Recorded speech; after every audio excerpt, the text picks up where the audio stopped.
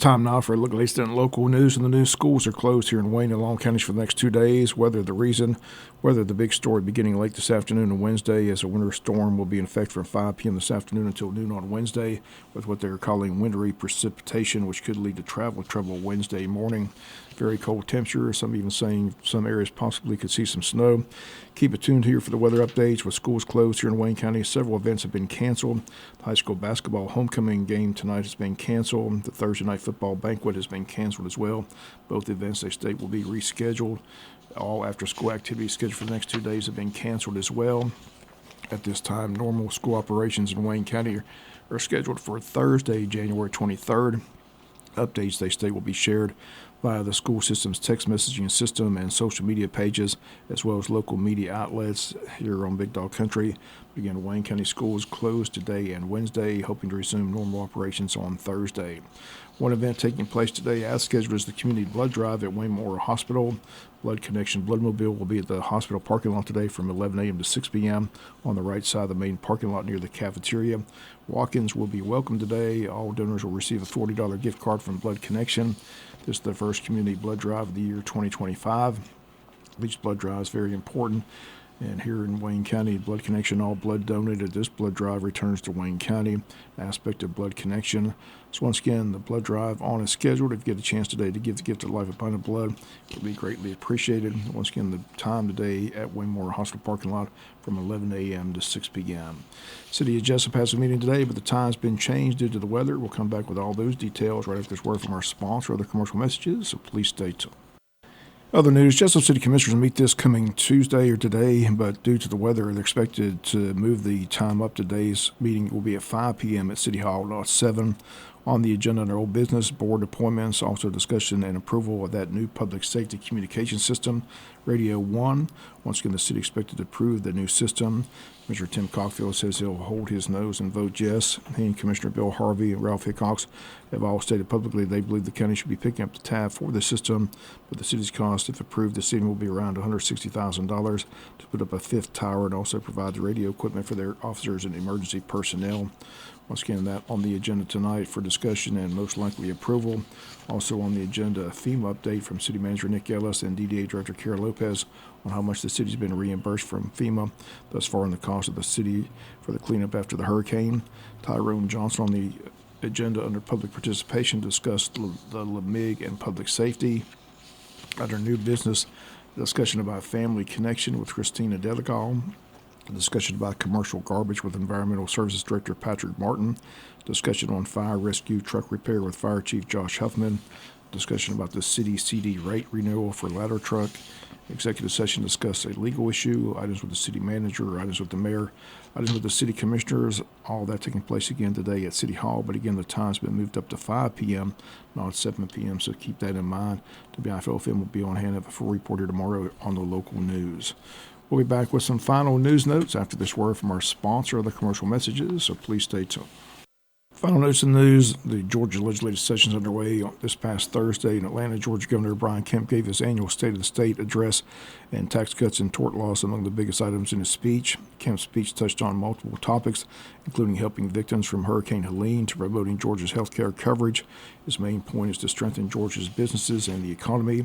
Kemp says he plans to propose a 0.2% tax cut in the year 2025, bringing the income tax for individuals and businesses down to 5.19%.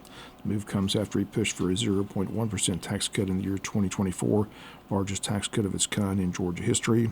Governor says the tax cut this year will save Georgians $7.5 billion over the next 10 years.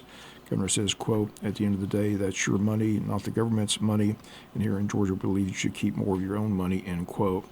Kemp says he also plans to introduce legislation to cut down on tort lawsuits, which seek compensation for a person or company's alleged wrongdoing.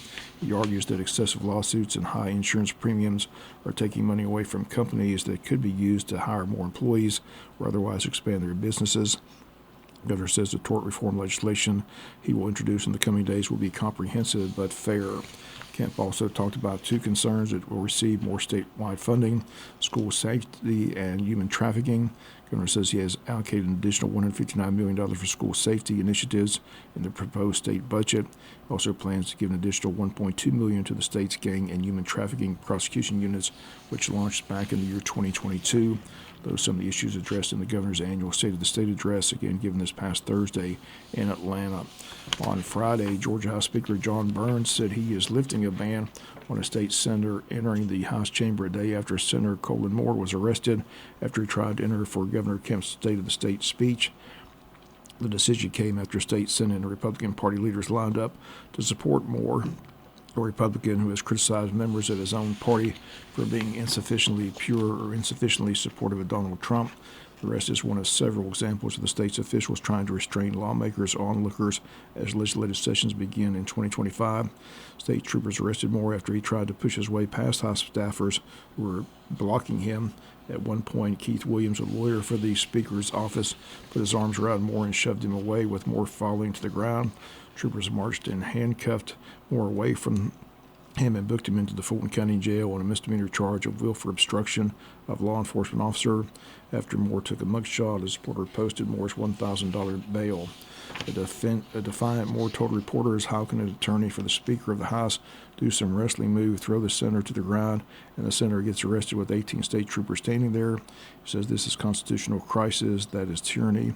Moore says Burns can set rules for the House, but that he had a right to attend on Thursday because adjoining House Senate session was meeting to hear Kemp's speech.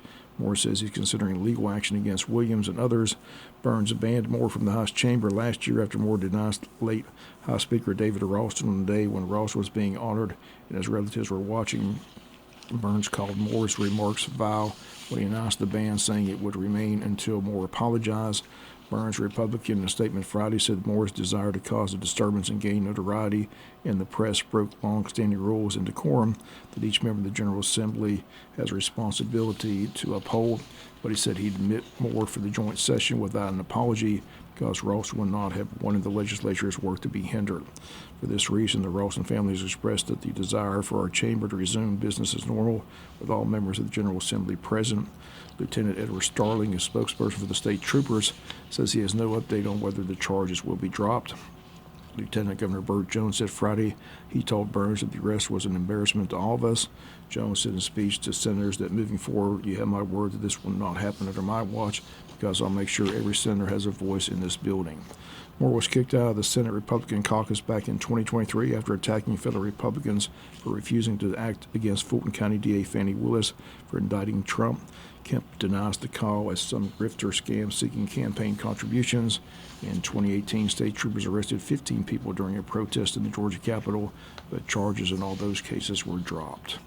Wayne County Board of Elections and Registration will be moving to their new location, 306 East Pine Street, on January 21st. Phone number is 912-427-5950. Anyone who needs to update their registration or register to vote can come by and do so. If you'd like to update your information online, you can do so by going to www.mymvp.sos.ga.gov. And that's going to do it for latest in local news. Sports comes your way in a few minutes. Bob Morgan saying a great day.